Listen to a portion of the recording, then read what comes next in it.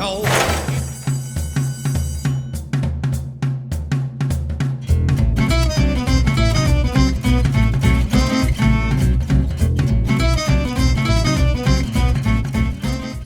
Welcome back to Get Tied On. I'm Tom Amello. He's Michael Kipnis, the Wizard.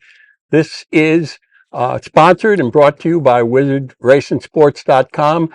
Wiz, we're getting to that season, football, college football, and wizardsportsandrace.com is a participant in that game, isn't it? Yeah, it's, a venture I've done and for about, this will be the third year. And I think sports is a great entertainment, and with legalized sports gambling, it's probably the biggest thing, that and fantasy football, biggest betting, sport in the world. And I just want to make a point for fans of sports betting that in the same way that this guy bets almost every race that he handicaps because he believes he should.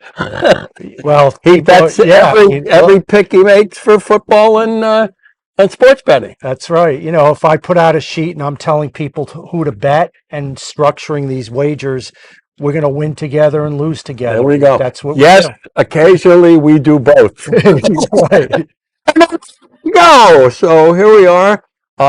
This is a post-Travers week. We'll talk about that when we get to Saturday. But Wiz, let's review this week in racing at Saratoga. Well, it rained on Monday. I don't know when and how much, because I just don't recall where I was staying. You were sleeping. You were sleeping. It rained at night. But this was at Monday night. Well, they took the races all but one off on Wednesday. Yep. And it basically, decimated the fields.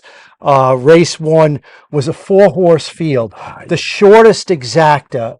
Do you recall a $2 payout of an exacta of $3.10? I recall Paul Corman, the source, saying, if that's what they give you, you got to take it, and shaking my head saying no. Well, if you wanted to take 1 to 9 over 7 to 1, you got $3.10 for your $2 wager. Yeah, I don't know who bets those things. I don't know. Go ahead. But race 3, Catkin Park, this was Maker and Flying P. Flying P is going to win the owner's title. Klarovich is close, but I think Flying P's holding a narrow lead into the final week. Who are these guys? I'm only kidding. Look, Mike Maker's their main trainer, and Maker's tearing it up this meet. Yep.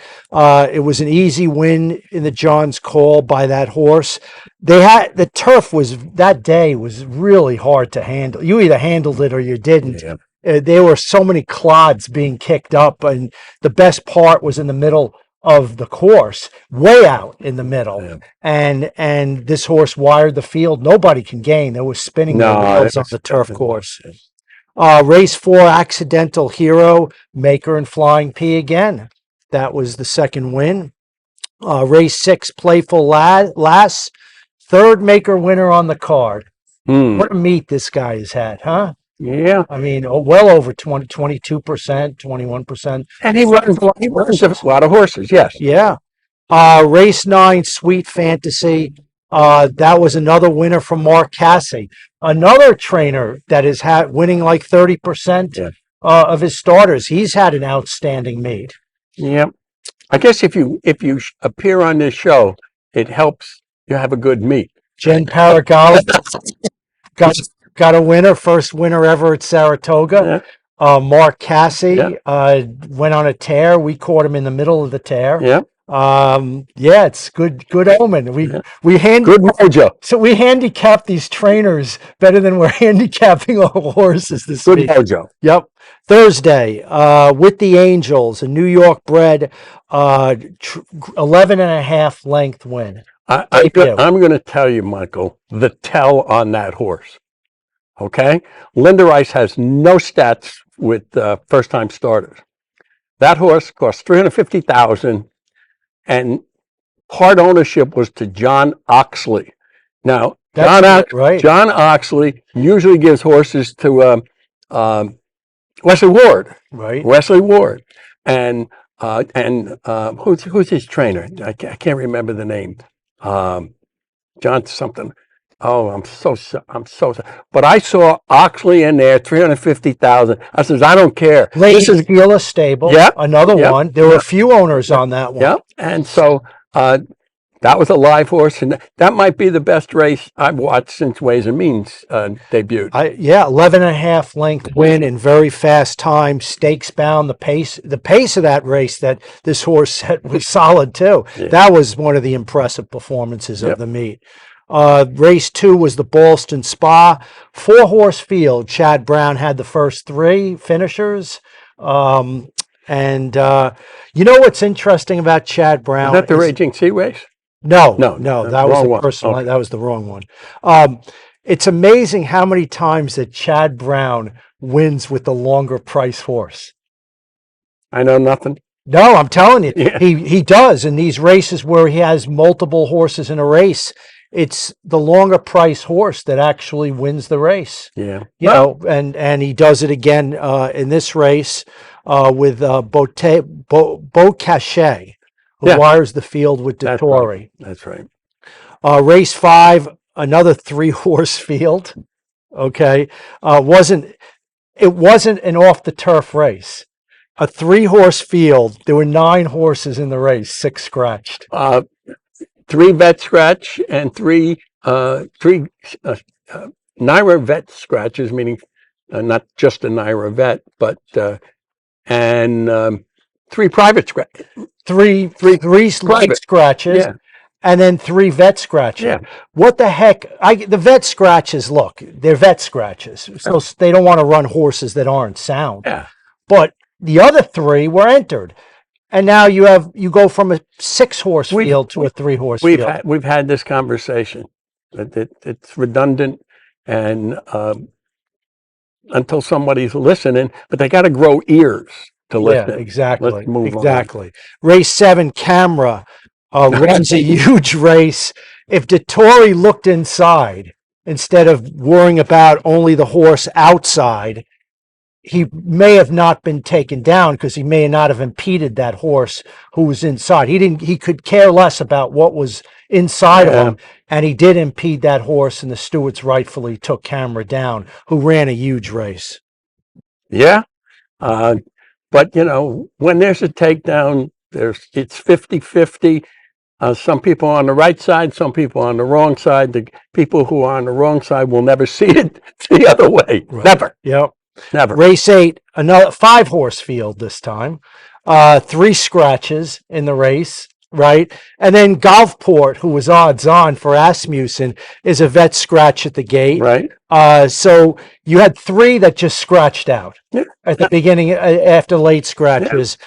They should not, unless they weren't vet scratches. Tom, they entered a run. Yeah. So run. Well, Jen Paragallo said it here. We work a lot of horses, but we don't run as many as we work. It's just, this has been the story of the meet, and it's really disgraceful.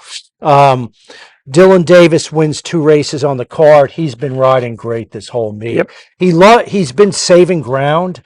He's patient. He's really moved up a few notches this meet, you know, as you know, a really top rider. Friday. Excuse me. In case you haven't noticed, we're on a different set today. We're in the traffic center of Saratoga at the Wizard's apartment. But please, it's Get Tied On. Go ahead. Exactly. Friday, race 1, a filly 2-year-old named Senza Paroli. Mm-hmm. Another impressive first-time starting winner from Chad Brown, owned and bred by Don Alberto Stable. Yep. They have a good one with this one. This one rated kindly, actually made 2 moves, blew away the field. This horse has a future. Race 5, 5.5 furlong turf race. They called the turf course firm. I don't think it was firm the way they were kicking up the clods. It was the Smart and Fancy Stakes. Trombetta wins with Future is now. Paco Lopez in from Jersey to ride. Right. He's another one who wanted to see.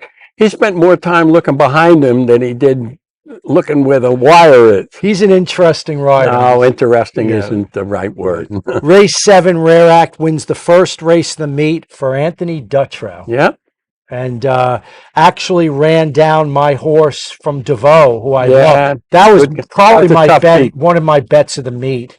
Yeah. And that horse really tried We hard. talked about that Yeah. race.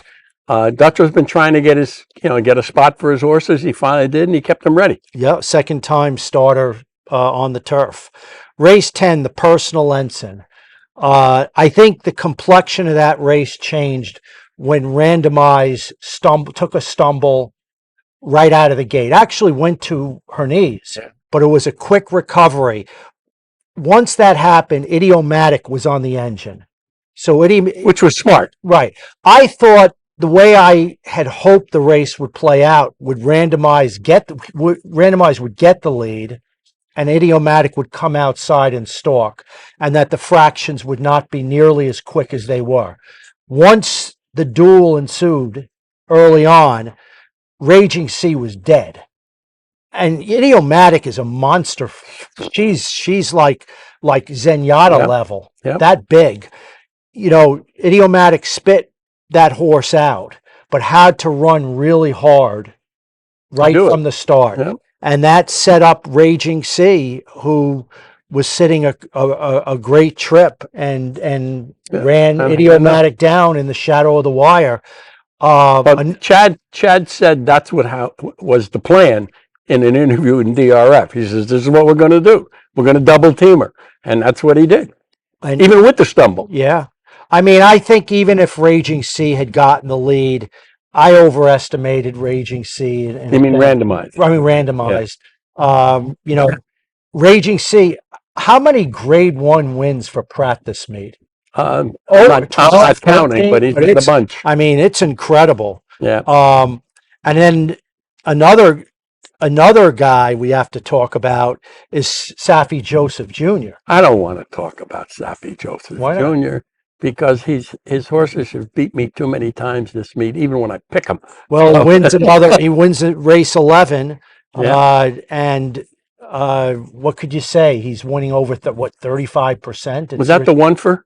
Yeah. Yeah. Okay. In the last race, I couldn't, with blinkers off, and actually goes to the lead. Yeah. With blinkers off. Never showed the other right, and the other speed is nowhere to be found early on.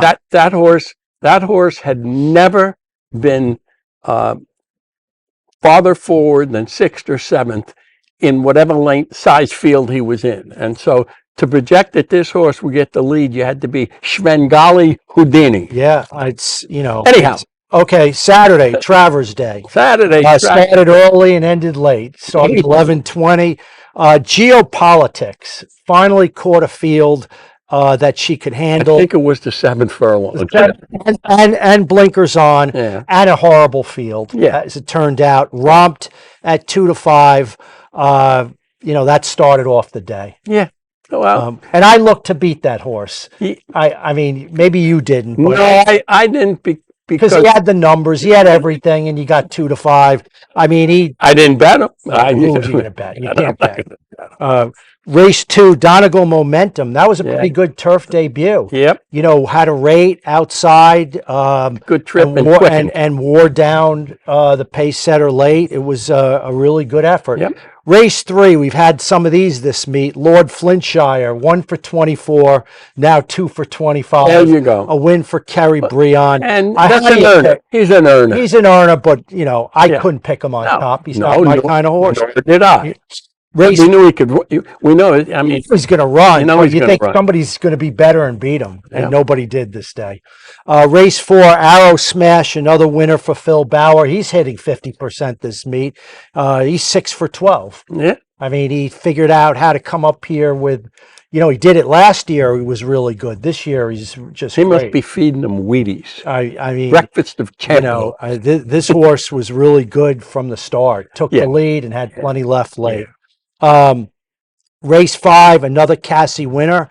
Bring the Band Home. Wired the field. That horse figured in that race. Even money. Race 6, Whitworth Beckman. I love that name. Yeah. It's like something out of The Hobbit or something. Whitworth Beckman. He's the trainer of Anna Marie. Wins his first Saratoga winner. Papiamento won second spot with blinkers on. That was a good. And another win for Gaffleone, who himself is riding tremendous this week. This meet. The debut race showed promise. Race 8, Rhetorical. 3 to 5. Wow. That was a Cassie horse. Another win for Cassie. Private purchase for Gary Barber. Gary Barber was one of his main clients. Private purchase. Yeah. You didn't know that? No, I'm saying Rhetorical won the 5. Rhetorical. He didn't win. 3 to 5. He didn't win. Rhetorical. Yeah, he didn't win. Well, what do you mean he didn't win? He's the 5 horse in the turf race, right? I mean, Rhetorical didn't win. Okay. He didn't win. Actually, it was the winner. Cassie had the winner. Right. Okay, Rhetorical didn't win. Rhetorical he fell down. Right. He fell down. He was last, right? 3 to 5. And he pretended he was a rouser. Right. First time Lasix made this monster move. I thought he was going to inhale the leaders, but he just hung like a salami blade. And I was so happy. Right. You're happy. Yeah. Well, I had picked the 8. How'd the 8 do? The 8 failed to change leads as the 4 was going by him. But I caught that exacto, which was nice. Okay. Rhetorical. He's a nice horse. No, yeah, nice horse. First time Lasix. I thought this horse. I wasn't totally surprised he was last early, because that's how he ran in his debut. His debut was a monster race. I mean, it was just ridiculous. Yeah. I'm sorry. I think, again, moving up in a big field, coming from back, he really wasn't a value play. Right. But go ahead. Sword Dancer. How do you figure the horse that won the race to be on the lead? Never. It's like the Safi Joseph horse. Farbridge has never sniffed the lead. I learned from Michael many years ago that when you're race watching and you're taking your notes, occasionally you'll see, he calls it change of tactics, change of pace, whatever it is. And this wasn't a change of tactics. This was strategic genius, as you said to me yesterday. I thought Silver Knot was going to take the lead. I mean, I thought Silver Knot would take the lead, measured time would stalk. Yeah. This horse would be behind both of them, and Appleby would be run 1-2. Yeah. I mean, now, I just happened to have my binoculars on Charlie Appleby after the race. I don't know what he was saying. Yeah, but it wasn't. But it wasn't kind words. No. He was really pissed off. Yeah. I don't know.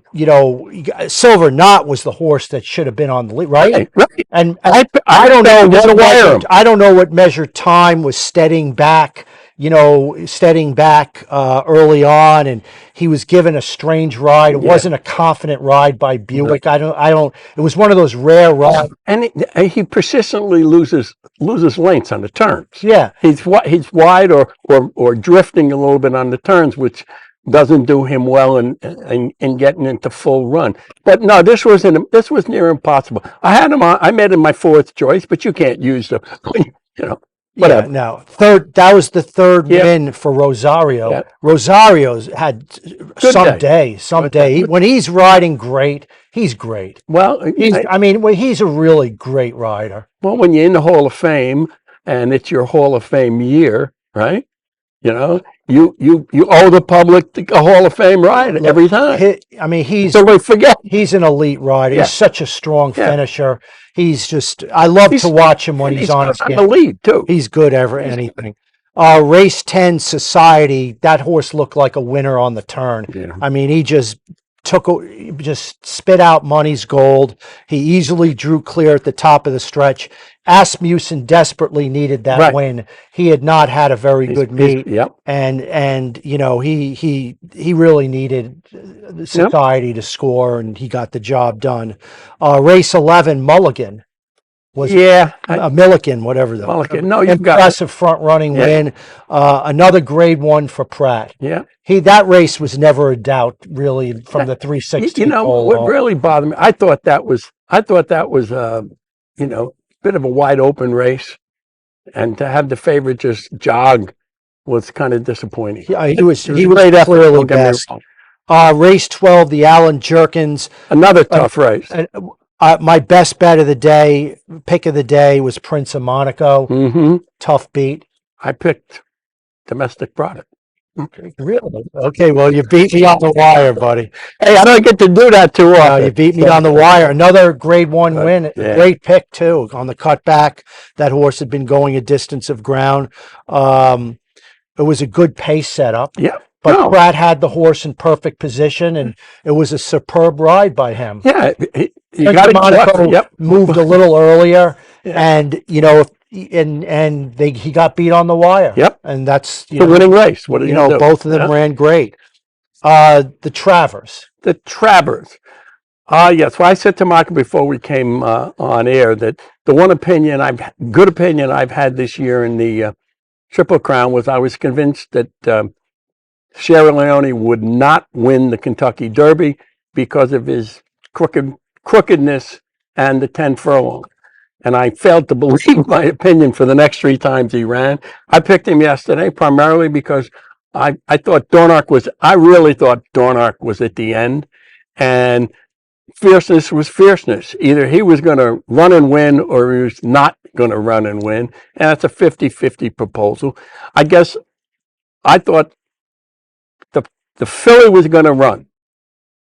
And I thought Sierra Leone was going to run his race, which he did. Not good enough to win. The filly ran great. And fierceness is fierceness once again. Who knows what comes next from him? You know, I knew Sierra Leone going into the race was going to be grossly overbet. Yeah. And for that reason, I could not pick him. Okay. David Aragona, the morning lines maker, made him the horse 7-2, which was the right line. 8-5. No. First of all, if you're a handicapper, know what's going on in this game. Sierra Leone is a bad pick on top.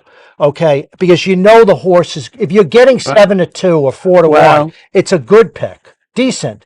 But at 8-5, it ain't no good pick. No. Okay, I told my audience at the Hall of Fame that David did a 125% line. At 100% line, none of those horses could have been bet at 4-1 or at less than 4-1. What was strange was the opening betting. Fierceness opened at 7-1. Yeah. Okay. Dornoch opened at 6-1. Sierra Leone opened at 8-5 and stayed at 8-5. Okay. Sierra Leone is no good. Okay. The horse is, he's what he is. He is what he is. The reason he lugs in, it's not the bit. I don't care about that. There's something not right. Okay. Yeah. The horse is not going to win these kind of races. Okay? Here's what I think happens. They're going to get him black type and then retire him. Yeah, bang. Yeah, that's it. Right. I mean, he got his black type. Well, I mean, they want to win. I don't know when they're going to. They get not against these kind. No. I couldn't pick him. Look, I respected his chances. Don't get me wrong. Yeah. But at 8-5, he was no bargain. He was not a bet. My horse, Corporate Power, is 19-1. Or didn't run. The start didn't help the horse. He was never in position. He lost. I would take 19-1. Of course. Look, there's risk-reward wagers that you make in life. I did it with Animal Kingdom in the Derby, a risk-reward. You only need one of those every several years in a big race to stand for yourself. Okay, I lost. But I'll take 19-1 and rip up my tickets, then rip up my tickets at Sierra Leone at 8-5. So I thought the filly had a hell of a shot, and she was probably best, because she had to steady back a little bit on the turn. She had to make another move. She comes outside. She's so athletic. Yep. She is top notch. That one. My error was I didn't like fierceness. Yeah. I didn't think the horse could put 2 back-to-back races together. I thought the horse would, I thought 7-2 was going to be about what the price was. I was wrong. I mean, the horse has never proven that it could, now it's got to go 1.25 miles, sat a great trip. Yeah. Okay. And had enough. And took the lead. Okay. He was, and just had enough left. Dornoch didn't change leads in the stretch, did not look like the same horse. Diarrhea in the post parade. My wife says, that's my angle. Well, my wife says, did you see that? Says he had No. diarrhea. He had diarrhea. Says, there's something wrong. That's a full chapter in my book, when horses have that or take Yeah. prep, Yeah. before the race. Yeah. So I don't know. What could you say? This was an opinion. Look, if I have an opinion, my opinion was to bet against Them guys. bet against Fierceness. Okay. Yeah, and Dornock. And Dornock. And I was wrong. So, I mean, Okay. that's the way it goes. And that's Travers. And and the way we go. When we come back, our Winner Circle interview with Tom Durkin. That's quite an interview. He's quite a guy. We'll be right back.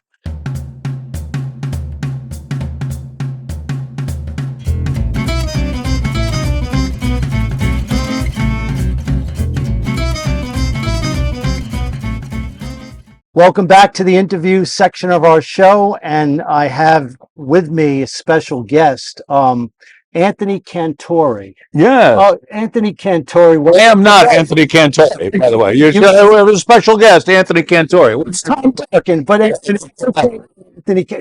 who's Anthony Cantori? Anthony Cantori was my best friend growing up, and lived right next door to me on the west side of Chicago. And when I started calling these races at these fairs in Wisconsin, little county fairs, and so typically I'd be on the back of a pickup truck calling races, whatever, in the hot August sun, and every once in a while you need to, get a beer.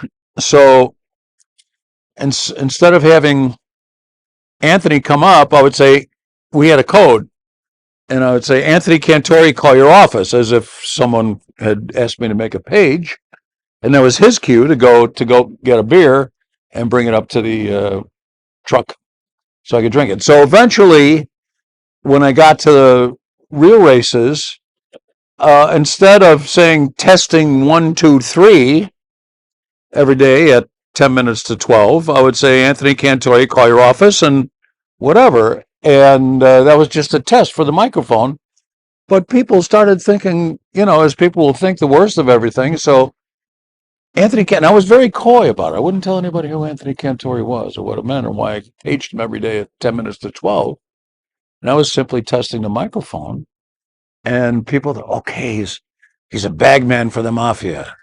Or it's a cue for the mutual clerks to get to their stations, which it happened to be in time. Anyway, so I never really let on who Anthony Cantori was. And now you have it. Well, that's why it was the first thing I wanted to ask you, because it was either that or I'm sitting with Hannibal Lecter, Anthony Hopkins with your hat, that scene at the end of Silence of the Lambs when he's walking looking for that guy. Remember the last scene? Well, this is more of a Fedoro. He had a Borsellino, I'm a hat weirdo. So let's get it right. I gotta know, because I always thought, what was Tom Durkin as a little, like what was, you were born in Chicago, right? What was your life like as a kid? After I got abducted? Yeah, after you got it. Right, Okay. right. And I had to take you out of Yeah. It's the normal stuff going up, just normal middle class upbringing, very Catholic, very Irish. West side of Chicago, near Austin and Washington. White Sox or Cubs fan? Well, see, I'm on the west side. Okay. So I can be, the North Siders are Cub fans and the South Siders are Sox fans. Okay. So when I was growing up, the Sox were really good and the Cubs stunk. So I was a White Sox fan. And then when the White Sox because they used to finish second to the Yankees, 2.5 games behind every year. Actually, 1959, they did win the American League Championship. But I'll tell you a story about that. 1959. So this is the height of the Soviet scare thing. We had to do the duck and cover thing at school because we were going to get blown up by the atomic bomb. And so it's 1959. It was in late September, I guess. And it's 10:30 at night, and all of a sudden the air raid sirens go off. Now they only went off at 10 o'clock on Tuesday morning. This is 10:30 at night and the air raid sirens goes up, we all dive underneath the beds and cover our heads and whatever. Well, it turns out that Mayor Daley, who lived 2 blocks from Comiskey Park where the Sox play, was a big Sox fan, and he wanted to celebrate the fact that the Sox had just beat Cleveland to win the American League Championship. Right. And so he set off all the air raid sirens, which sent every kid on the west side of Chicago underneath their beds that night. But then eventually the Cubs became the cool team, and I switched back and forth. So I'm a whore that way. So what do you prefer? Chicago deep dish pizza or the bad, right? Oh, you're killing me. Did you ever have New Haven pizza? No, I don't eat pizza outside. Not outside Chicago. It's just awful. It's fodder. But they say deep dish is people like that. People do it. I do like it, but it's not Chicago pizza. It's not what Chicagoans eat. There were a couple pizza parlors in Chicago, Uno's and Dewey's, that had that deep dish Sicilian thing, right. And everybody thought that's Chicago pizza. Chicago pizza is thin crust pizza. None of this folding crap like you have in, we got New York pizza. You can't fold pizza. And by the way, you can fold. You're killing me. There's nothing like folding a pizza with the grease coming down your mouth. Oh, okay. You were a drama major. You want to be? Yes. You wanted to be an actor, right? I wanted to be a racetrack announcer. When did you want to be a racetrack announcer? When I was like growing up, 13, 14. Why? Were you listening to I used to go to track when I was growing up, like most of us degenerates, and I gave up very early on in life the idea of being a jockey. It just probably wasn't going to be for me, So but we had a very charismatic announcer in Chicago, Phil George F. His name was. Yeah. And he was great, and I used to do my Phil George F. imitation, and then I just decided, no, I'm not going to do it for you, thank you. He was, and I sound nothing like Phil George F. calling races. Right, you have your own speak. Right, nothing like that, like him at all. But he was inimitable, So I just wanted to be. He was fun, very exciting. Called the finish, which most announcers did not do back then, and and then it evolved into a shtick. And so when I was in college, I get up on the bar, and my friends would run around the bar, and I'd call my races, doing my Phil George F. imitation. Did your father take you to the track? Did he like it? Yeah. He would take me, but then I eventually got to sneak out on my own, and yeah. And then you went to, wasn't your first job in Wisconsin calling quarter horse racing? You could say quarter horses. You could say horses. They were some sort of 4-footed breed. Right. Little county fair races all over Wisconsin. Purses were $200-$300, something like that. So you're plying your trade as an announcer. You're in the track. You're at the track. When you became, the DRF hired you, right, to be a chart caller. Call taker. Call taker. Yeah. Well, my brother-in-law lived across the street from Mr. Schreier, who was the Mel Schreier, who was the editor of the Midwest edition of the Racing Form. Okay. And John, my brother-in-law, always knew I was working at a golf club factory then. I hated it. And then so he heard there was an opening, and I got hired. And so what you actually would, what track was the first? First one was Thistledown. I was there for about 2 weeks, and then I went to Cahokia Downs in East St. Louis and Fairmount Park. Now, back then, it's not like today where you have replays and you could videotape it, and so you're watching these races. Did you bet because you saw trips? Like no one could. I mean, wasn't that a huge edge too? Huge edge, yeah, huge. I was a pretty good handicapper back in the day because there were only so many people that actually went to the track every single day and saw every single race.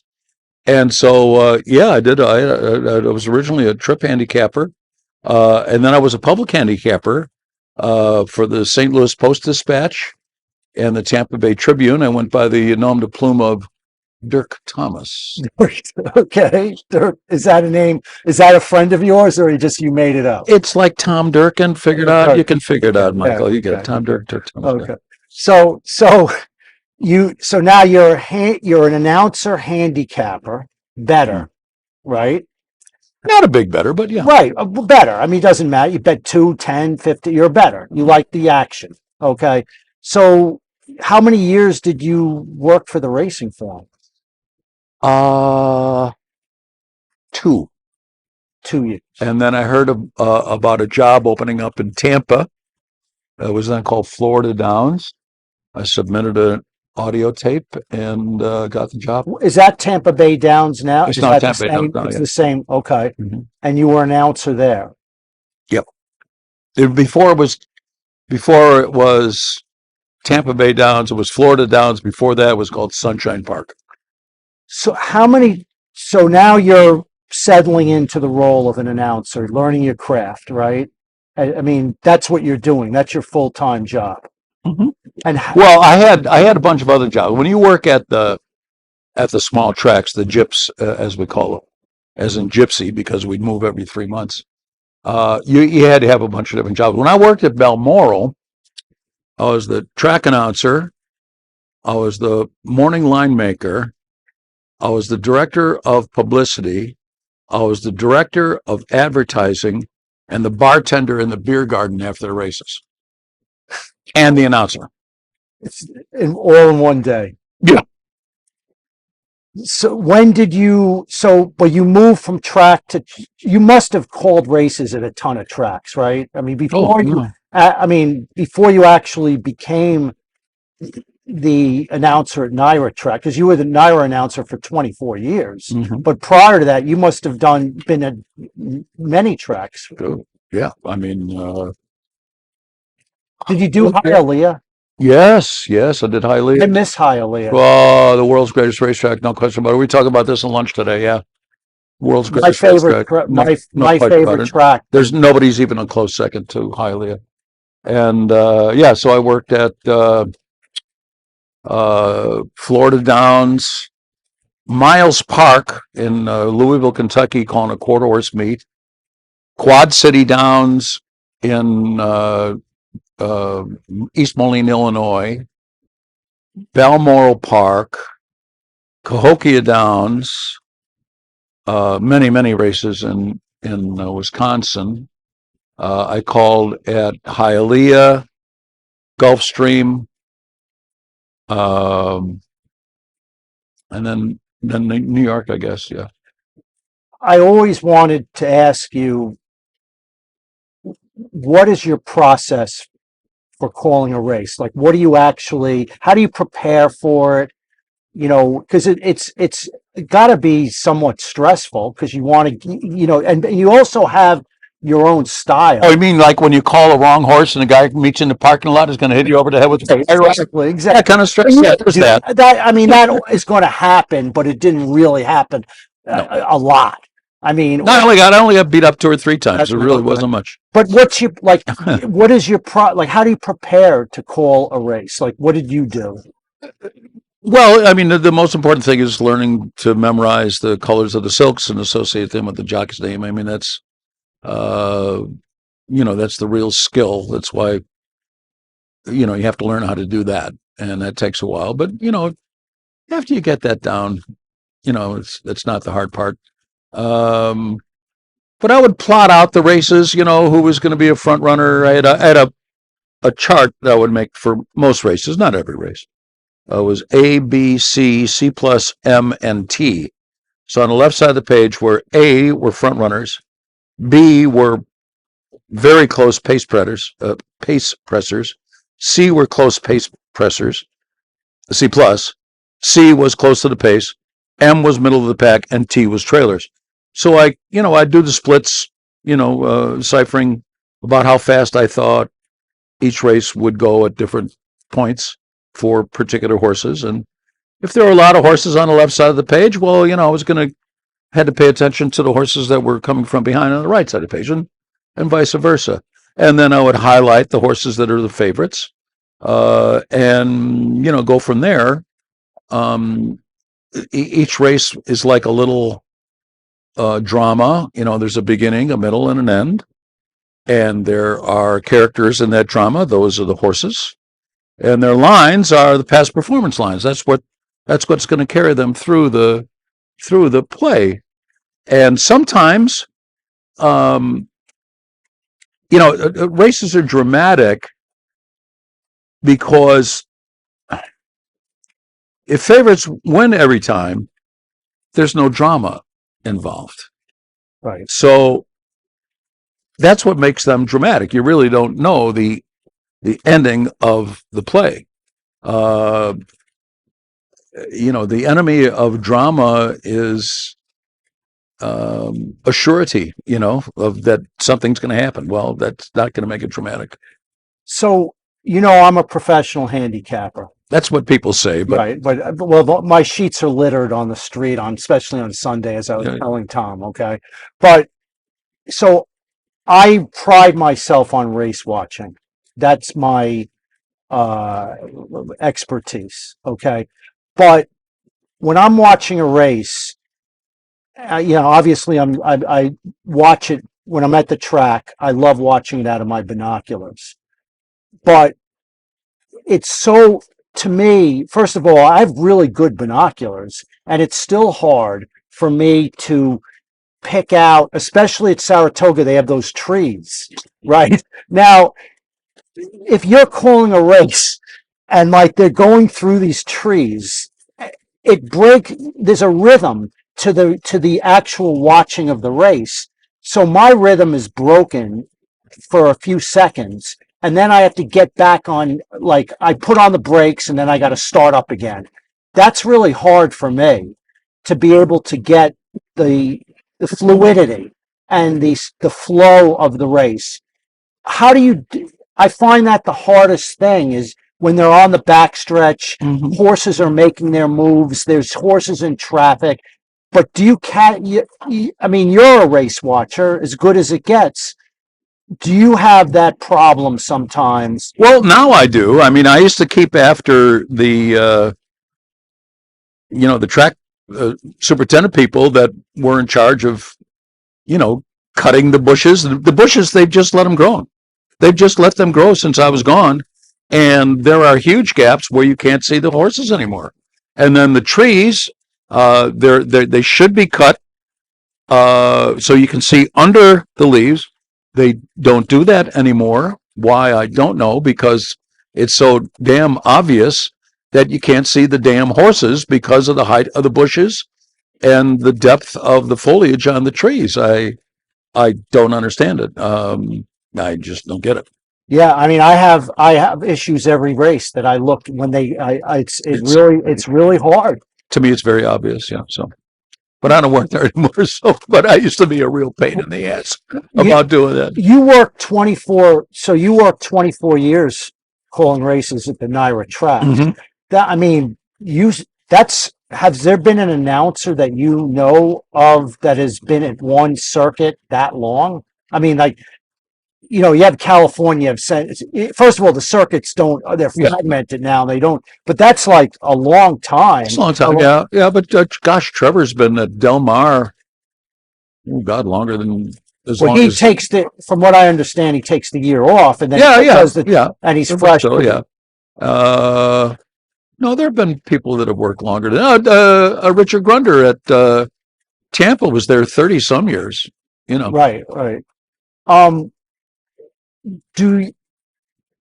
When you worked for NBC, right? Was that during the time you were? It was while you were at NYRA, right? You would. Oh yeah. No. You were before NBC was before. Yes, I started working for NBC for the first Breeders' Cup, November 10th, 1984, and my first day at NYRA was opening day at Belmont Park in 1990, which was August 29th, opening day. You did the first Breeders' Cup. That was at Aqueduct, wasn't it? No, Hollywood Park. When did they do Aqueduct? 1985. Because I remember Harvey, the great Harvey Pack was one of the commentators. He was on opening day. And they were so afraid, NBC, that they had to do a 4.5 hour show with a race basically every half hour. And they just didn't know how they were going to fill the time. So they filled it up with people. They hired basically every person that could spell the word horse to be on that show. Dick Enberg was the host. Dave Johnson was the co-host. Harvey Pack and Pete Axthelm were the handicappers. Robin Smith was on horseback. Two Europeans, Michael O'Hare from Ireland and Bruff Scott from England. And myself calling the races, and a tin horn from Kentucky on his first national TV job was the low man on the totem pole, Tom Hammond.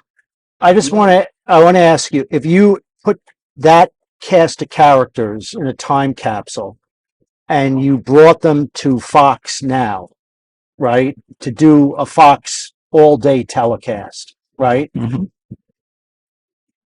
Do you think it would be really great TV? Because those names you're mentioning. Oh, you're not going to get me to say anything bad about people on Fox. No, I think they're great. Don't get me wrong. Terrific. Okay, those characters were great. Like those people. Yeah. Pete Axthelm was tremendous. Harvey Pack, in his own way, was a character. I mean, could it work? Could that? Oh, I'm sure it would work. Yeah, because I love some of those telecasts. Oh yeah, no, they were great. We were a great team for a long time. Now, you saw so many great races. Oh, and there was one more fellow. Oh God, it was Channel 5 from St. Louis. We called him the Great Round Mound of Sound. I'll remember his name. Scott. His name was. Oh, and he was on that telecast. Yes, there too. Yes. You've witnessed so many great Randolph, Jay Randolph. Oh, Jay. Okay, I remember the name. Mm-hmm. You've witnessed so many great races and great horses. What were some of the great performances? Like you're watching a horse and you're saying to yourself, "Oh my God!" You see a move coming, and it just blows you away. Or a horse physically is just name some horses, and if you remember the races that just blew you away. Well, the one really good horse that I never got to call during that stretch period of time when I was working was Zenyatta. I never called one of her races, and I wish I really could have. But she was the most exciting horse to watch. My son in the paddock, and the way she was wonderful. My son was up here this weekend, and he said to me, "Dad, they let him out of jail just to come up to you." Yeah, he did. They let him out of jail to see his dad. And we're sitting in my tiny 1-bedroom apartment, and he goes, "Dad, I want to see some Zenyatta videos." Just like we're out of nowhere, like he's just sitting down, right? We're having a margarita, right? And he goes, "Put on some Zenyatta." So I put the back-to-back Breeders' Cup Classic races, and we're watching it together with my wife, and we're three of us watching this, and just the way she ran, all from the back of the pack, she would not even be into the race. Then she would gather this head of steam, and Mike Smith would have to navigate. She was a monstrous size, huge, and how athletic she was, and how she would go through the holes and then angle out. When she lost her, I think she was undefeated going into her final classic race where she got beat by Blame on the wire. But another step. At almost in all her races, at no point did she look like she could win. No. And she always won. It was just amazing. And they have on video, you could see all 18 or 19 races from the top of the stretch. And it's just my favorite horse as well to watch. Yeah, but I never got a chance to call her. So Can you recall some couple races that you just loved calling and like you think about them every once in a while? Well, you know, Cigar, I mean, he won 16 in a row. That was pretty damn good. I called a lot of his races at Gulfstream Park and also in New York and on the Breeders' Cup. Saw Lure the other day, some replays of Lure. He was really good. I mean, to win the Breeders' Cup mile like he did. The outside post, And right? yes, but winning as much as those were mile races. He was winning them by 5 lengths. You can't. Horses don't win mile races on the turf by 5 lengths, let alone not extra having one, to but- break from post where Well, it yes, was yeah. 14 and duel Yeah. and then put away. You know, that was a great horse. Yeah. But you know, just go down the list. I just had the opportunity to, particularly through the Breeders' Cup and working at NYRA. I mean, they were just races I got to call. I want to give you some names of announcers. And Okay. all I want Oh you to- boy, I'm not. So no, all You're I gonna tell need me. to do is like a sentence that comes to mind when I mention these announcers. Okay, Oh boy, you're getting me in trouble. so here goes. Getting me in trouble. My first announcer, Fred Capicella. What comes? Just something. The voice. The voice. I love when he said at the beginning, "The fans move closer." Everybody does a Fred Capicella imitation, but me. Everybody, But you. but me. I don't do Fred. Okay. Capicella. But he was the first announcer for me. You know, Chick Anderson. Secretariat moving like an incredible machine. You would like he put in that phrase. Most announcers have some catchphrases, right? Did you prepare? Did you like when you looked at the race before you're calling the race? Did you come up with in your head, if I can slide this catchphrase in or something? Oh, in my head, I would write them down. Yeah. You'd write them. Oh, yeah, absolutely. Yeah. And then as the race, if you saw you can insert it. Yeah, but that only happened maybe for every 100 words I wrote down, I used one. Okay. But they were there. You know, I had them in the back of my head. If that happened, maybe, hopefully, my subconscious would be able to pick it up because you just jam your subconscious with words and phrases and if this, then that's, and hopefully, when it happens, you'll be able to pick it out and elocute it. Dave Johnson. Down starts to come. I wish I had invented that. He's got it copyrighted. Does he really? Yes, and if you use that, you got to pay. And Dave Johnson gives every cent of that to charity, every last dime. Do you get his Christmas card? Yes, Every year. You know how many I have that I've gotten? Like 45 years. Yeah, he has great The Christmas Dave cards. Johnson. Yeah, and he'll call me and say, "Wiz, got returned." I said, "I moved again." He's got more returned, Yeah. and then he resends it. Yeah, very. He's very. I love Dave. Yeah, but an enormous talent. I mean, he's just one of those people that God gifted with charisma, good looks, energy, intelligence, ambition, kindness. And he's just He's a great human super. being. Great human being. Travis Stone. Travis, you know, when he got the, I remember him when he was a little kid, and he, just like I did when I was in Chicago, I go to the finish line, and I look up, and I wouldn't watch the race. I'd watch Phil Georgieff, and he was a little kid, 6, 7, 8 years old, and he'd be downstairs at the finish line looking up at me and call the races, and you know, he always asked me for advice and blah blah blah. So You know who worked at NYRA? And he probably worked. I'm sure he worked in the publicity department because he was always in the press box. Dooley. I mean, Oh, yeah, John, yeah. John Dooley was a young kid working at NYRA. I mean, you must have remembered him as a kid. Oh, sure. Way back, and Yeah. he made a nice career for himself. absolutely, on yeah.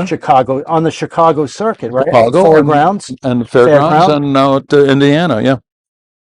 What would you say about Dooley? Like his style? Very forthright, professional, Accurate too. You know, very accurate. Oh, they're all accurate. I mean, if you're not accurate, you're not in the conversation. Here's one. and he recently passed away, but he was a friend of all of ours. Very sad time. Larry Letterman. Oh, yeah. Yeah. He's just a funny guy. I talk to him from time to time, and yeah, too bad that he got brain cancer and He had would to be give it the up. kind of guy that, and I think if I heard him call this horse, and that's why I remember it, Passing Wind was the name of the horse. And he said you wouldn't have wanted to be behind him. Like he would come up with I think that Larry Letterman would have gone on. He didn't care. He was comic. He put color into his calls. It was a little bit over the top at times, and it probably prevented him from going further with his career. But if you really got him and understood him, you had to appreciate him. Yeah. He used to do stand-up comedy in New York City. Yeah. He was on the same. He shared the stage with Robin Williams, Jerry Seinfeld, and stuff like that. Yeah, and a wonderful human being. Yeah, it's a good guy. Frank Maramati. Another good guy. Very good. Highly accurate.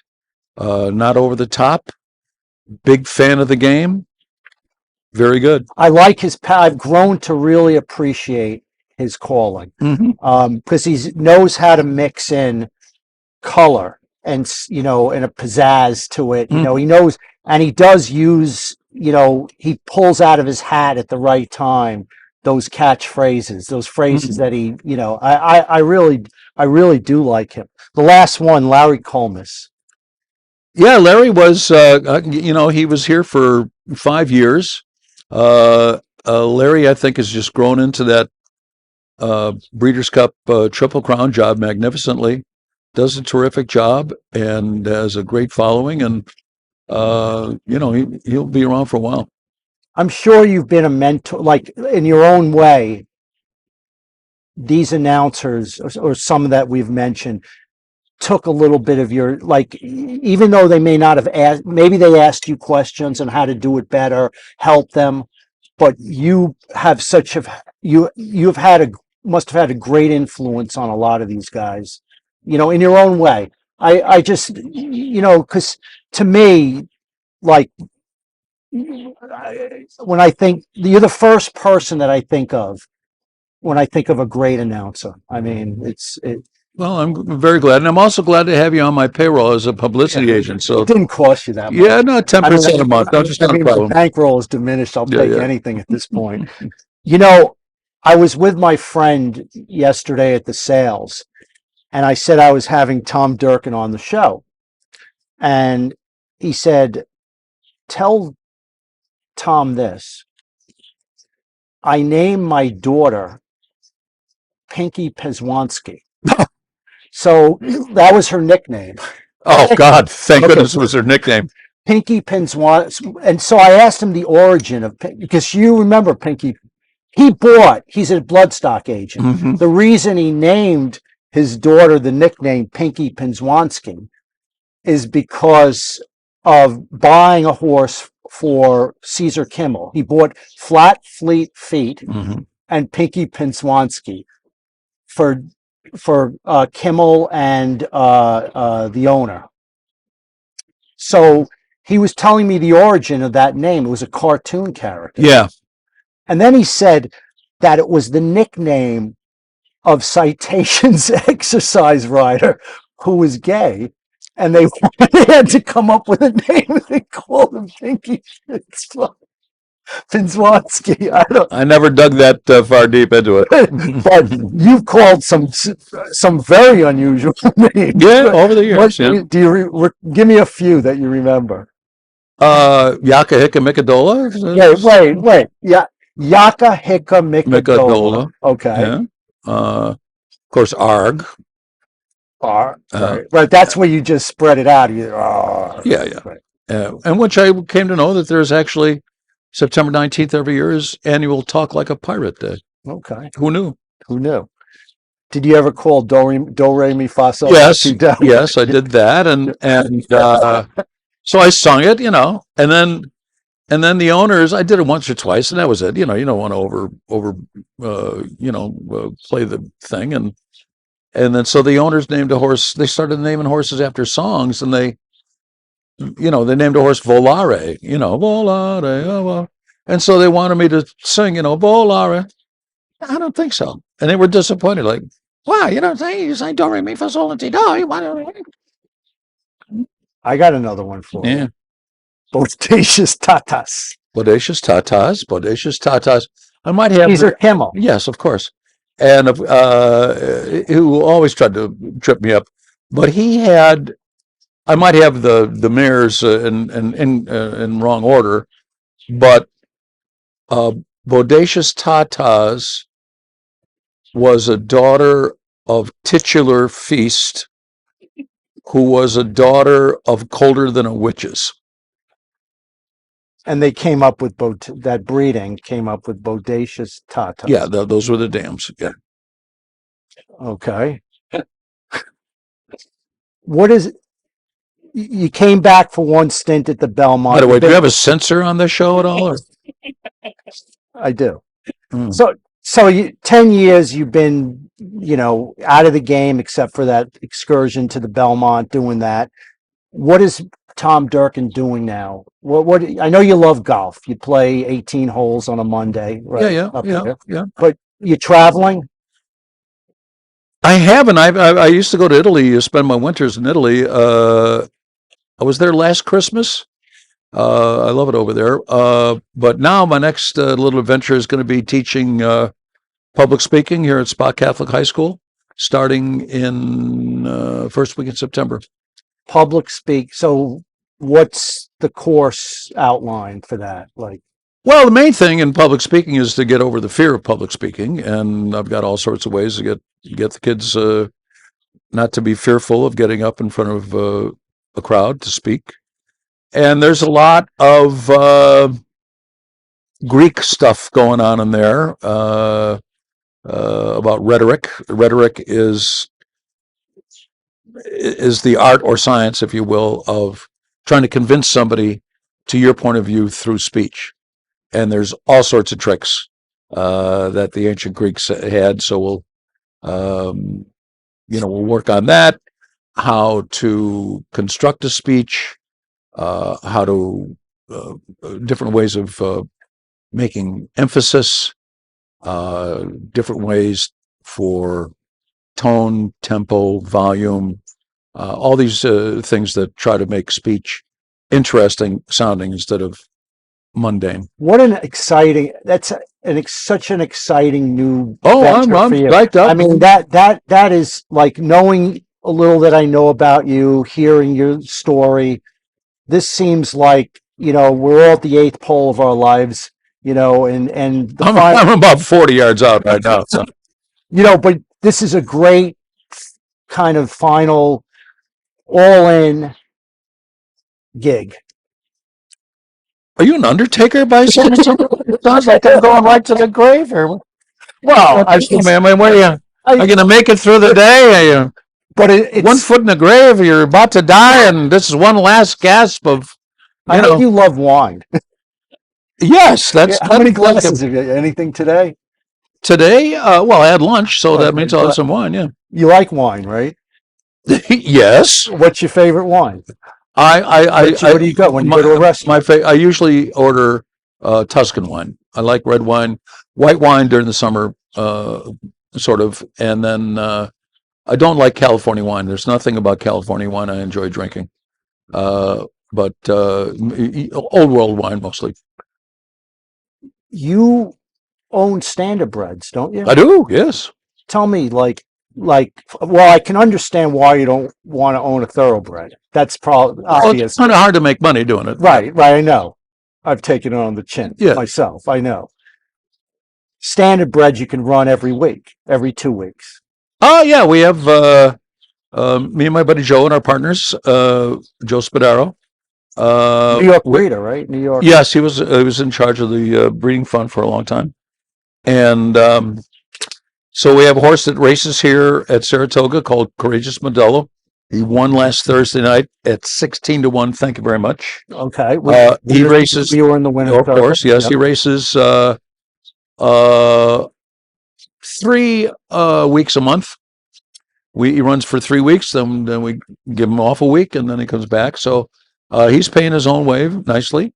And then we have another real good trotter out in Ohio. His name is Panzano, and he's had 12 starts. He has won 7, and 7 out of 12. 7 out of 12, and right now he's made about $450,000. So he's a high quality. I mean, he's running. Very good. Yeah. How many do you own? 2. Oh, 2. Mm-hmm. We try to own 2 every year. The one that won at 16-1 that you cashed. Did you like it? I mean, did you know the horse was ready for, or did you just play the horse? Well, I'm compelled to bet a little bit on him, but I did like his chances.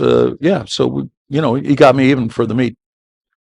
Well, you have a great history. You're a colorful guy. You have a good sense of humor. The ones even though I've only got a few days left to live. Right, and I owe my last gasp of.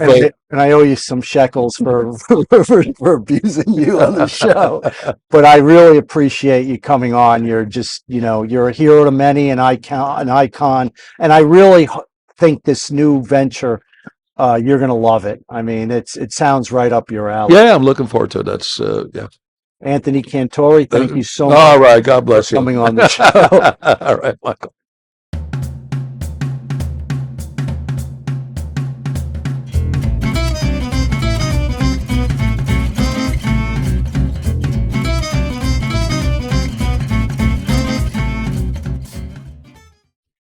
We're back. Get Tied On, brought to you by WizardRacingSports.com. And we're going to ship out. And our shipping out thoughts are, go ahead. Well, I think that it's evident and clear that the Saratoga meet this year and going forward, and even we saw it to some extent last year, is the diluting or the quality of racing in fields being hurt by the racing at places like Ellis Park, Colonial Downs, and especially with the turf racing at Kentucky Downs coming up. Everybody is saving their horses for Kentucky. A lot of trainers for those because of those purses. Well, I have a friend who's a West Point partner. Clement had a horse in the race here, and he told the partnership, "We're not racing here for $150,000. We're going to Kentucky Downs to race for $950,000." Yeah, I mean the purses are ridiculous. There, that's why the Sword Dancer had a small field. You've seen several other turf races, turf stakes with small fields. Yeah, the competition based on where you can run, the depth of the field, and the breadth of the purse has become part of the strategy of entering horses. And you could call it competition or you could call it poaching. Okay? NYRA, Saratoga, the premier meet is being poached. Oh, big time, big time. Look, who would have said years ago that Charlestown racing would be eating into Saratoga? Case in point, on Friday, Charlestown had several races, $500,000 to $1 million. Okay, race. The boys got on planes to go down and jockey down there, right? I'll give you an example. We're filming this Sunday morning, the day after the Travers, and My Main Squeeze is entered in a New York bred race for $250,000 today. She ain't running. My Main Squeeze is not running in this race because she ran on Friday and it was $1 million. I don't know what, 750. I think that race was 750. She ran second and got 175, something like 160 or 175,000 for running second. She would have to, if she won this race on Sunday, she wouldn't have made that money. So that horse was the clear-cut favorite today on Sunday because of that Charlestown race. Yep. Then there was another horse from Safi Joseph, Skippy Longstocking, that won a race for $1 million. That horse, Safi Joseph, chose that race over a race this weekend. I don't know what the race is, but there's a race for Skippy Longstocking.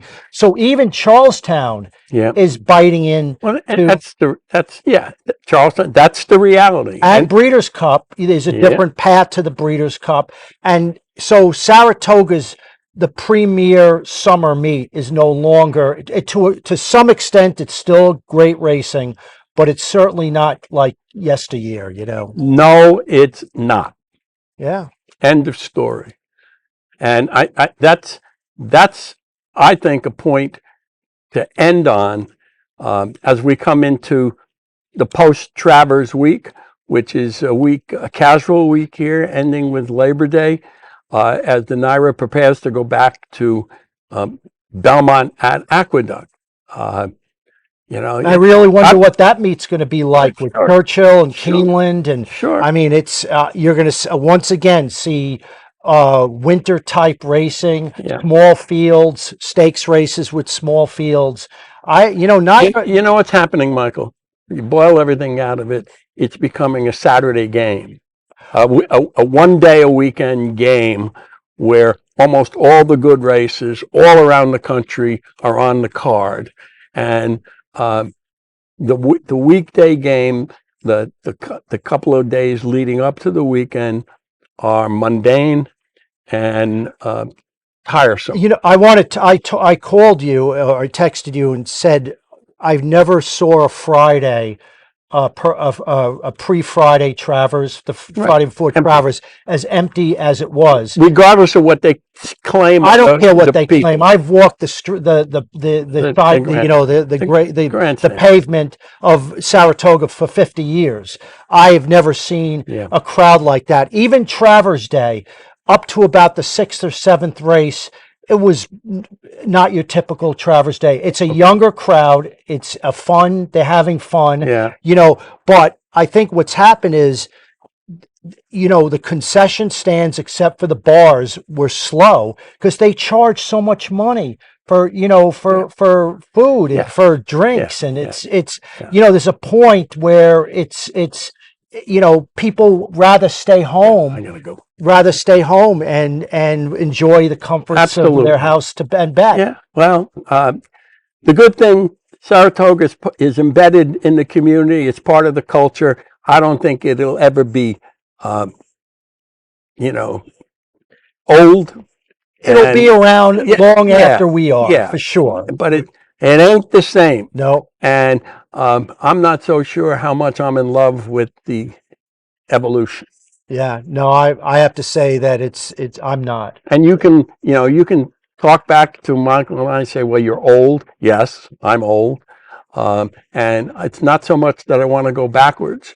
It's that much of what was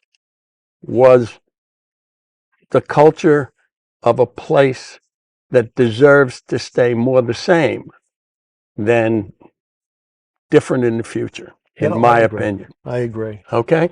Well, that's going to bring us to the end. We've enjoyed this summer, and we hope you've enjoyed our interviews and our narratives about the track and how it's playing. And so from Get Tied On, I'm Tom Amello. He's the Wizard. We're brought to you by WizardRacingSports.com. You have a great week. Visit WizardRacingSports.com and purchase now. Since 1986, the Wizard has been your source for the best handicapping products for the always challenging Saratoga meet. Wizard selections include analysis and wagering strategies for every race. Wagers are updated after late scratches. The Wizard wagers every day, backing up his opinions with his own money. Visit WizardRacingSports.com and purchase now.